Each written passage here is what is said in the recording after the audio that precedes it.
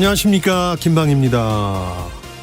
어느 기업의 최고 경영자가 물러나면서 후임 CEO에게 봉투 3개를 건넸습니다.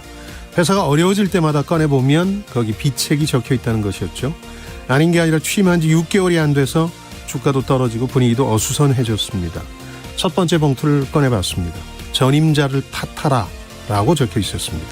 지금 어려운 건 전임자 탓이라고 하자 임직원이나 이해 당사자들이 어느 정도 수긍해주는 눈치였습니다. 1년여가 지나서 다시 어려워지자 두 번째 봉투를 꺼내들었습니다. 구조조정을 하라라고 적혀 있었습니다. 회사의 군사를 빼고 임직원들 기강을 다잡자 역시 분위기 쇄신에 성공했습니다. 하지만 몇 년 후 다시 회사가 크게 흔들렸습니다. 마지막 세 번째 봉투를 들여다봤는데 거기에는 이런 말이 있었습니다.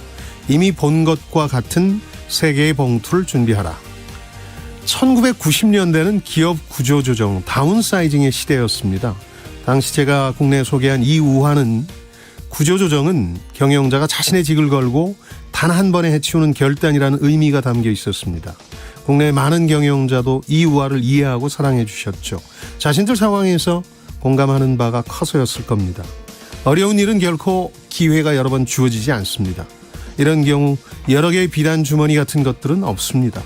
제대로 해내지 못하면서 겉만 번지르한 말만 한다고 문제를 본질적으로 풀 수도 없습니다. 결국은 문제가 다시 되풀이될 따름입니다.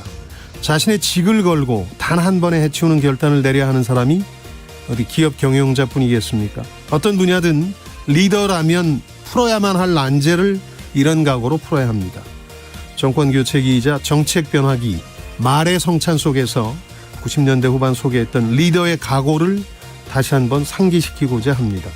자, 수요일 성공예감 김방입니다. 시작하겠습니다.